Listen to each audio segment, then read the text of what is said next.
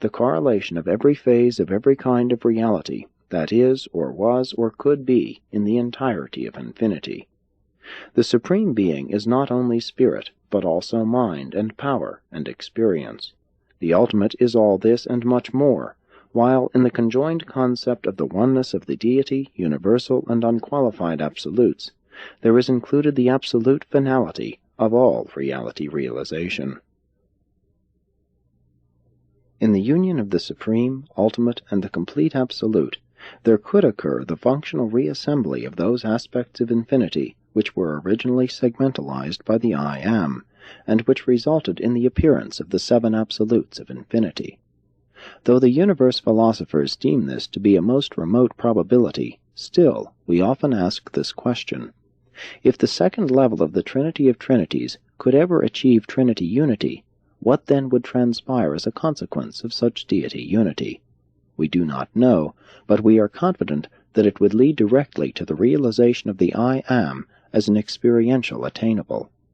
From the standpoint of personal beings, it could mean that the unknowable I Am had become experienceable as the Father Infinite.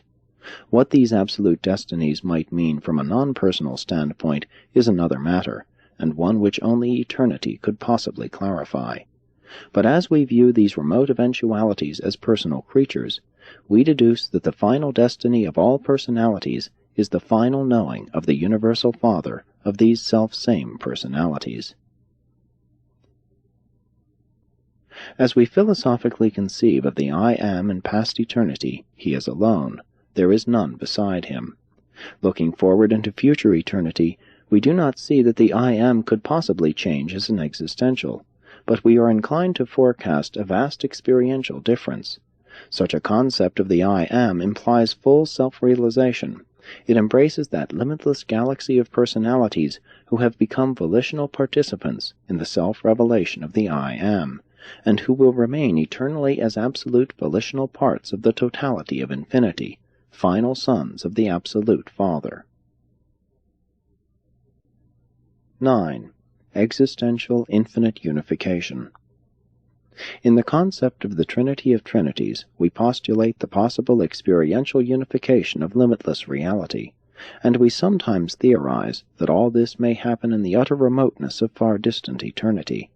But there is nonetheless an actual and present unification of infinity in this very age, as in all past and future universe ages. Such unification is existential in the Paradise Trinity. Infinity unification as an experiential reality is unthinkably remote, but an unqualified unity of infinity now dominates the present moment of universe existence, and unites the divergencies of all reality with an existential majesty that is absolute. When finite creatures attempt to conceive of infinite unification on the finality levels of consummated eternity, they are face to face with intellect limitations inherent in their finite existences. Time, space, and experience constitute barriers to creature concept, and yet without time, apart from space, and except for experience, no creature could achieve even a limited comprehension of universe reality. Without time sensitivity, no evolutionary creature could possibly perceive the relations of sequence. Without space perception, no creature could fathom the relations of simultaneity.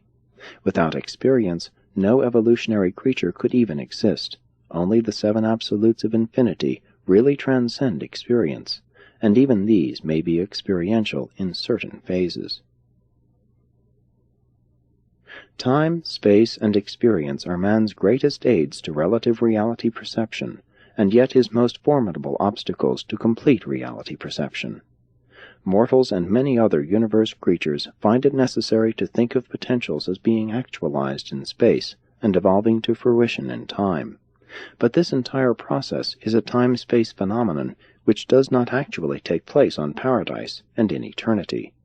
On the absolute level, there is neither time nor space. All potentials may be there perceived as actuals. The concept of the unification of all reality, be it in this or any other universe age, is basically twofold, existential and experiential. Such a unity is in process of experiential realization in the Trinity of Trinities, But the degree of the apparent actualization of this threefold trinity is directly proportional to the disappearance of the qualifications and imperfections of reality in the cosmos. But total integration of reality is unqualifiedly and eternally and existentially present in the Paradise Trinity, within which, at this very universe moment, infinite reality is absolutely unified.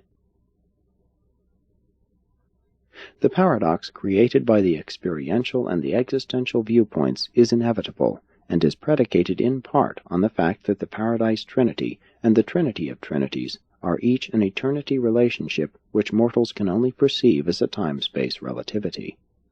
The human concept of the gradual experiential actualization of the Trinity of Trinities, the time viewpoint, must be supplemented by the additional postulate that this is already a factualization, the eternity viewpoint. But how can these two viewpoints be reconciled? To finite mortals, we suggest the acceptance of the truth that the Paradise Trinity is the existential unification of infinity, and that the inability to detect the actual presence and completed manifestation of the experiential Trinity of Trinities is in part due to reciprocal distortion because of 1. The limited human viewpoint, the inability to grasp the concept of unqualified eternity. 2. The imperfect human status, the remoteness from the absolute level of experientials. 3. The purpose of human existence, the fact that mankind is designed to evolve by the technique of experience and, therefore, must be inherently and constitutively dependent on experience. Only an absolute can be both existential and experiential. The Universal Father in the Paradise Trinity is the I Am of the Trinity of Trinities, and the failure to experience the Father as infinite is due to finite limitations. The concept of the existential, solitary, pre-Trinity non-attainable I Am, and the postulate of the experiential, post-Trinity of Trinities and attainable I Am, are one and the same hypothesis. No actual change has taken place in the infinite. All apparent developments are due to increased capacities for reality reception and cosmic appreciation. The I Am in the final analysis must exist before all existentials and after all experientials. While these ideas may not clarify the paradoxes of eternity and infinity in the human mind, they should at least stimulate such finite intellects to grapple anew with these never-ending problems, problems which will continue to intrigue you on Salvington, and later as Finaliters, and on throughout the unending future of your eternal careers in the wide-spreading universes.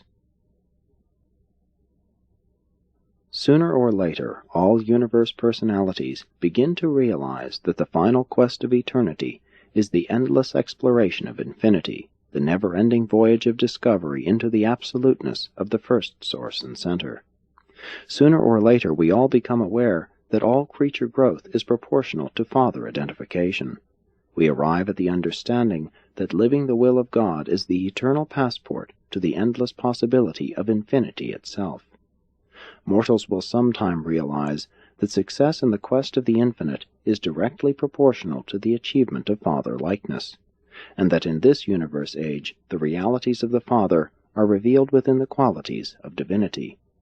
And these qualities of divinity are personally appropriated by universe creatures in the experience of living divinely, and to live divinely means actually to live the will of God.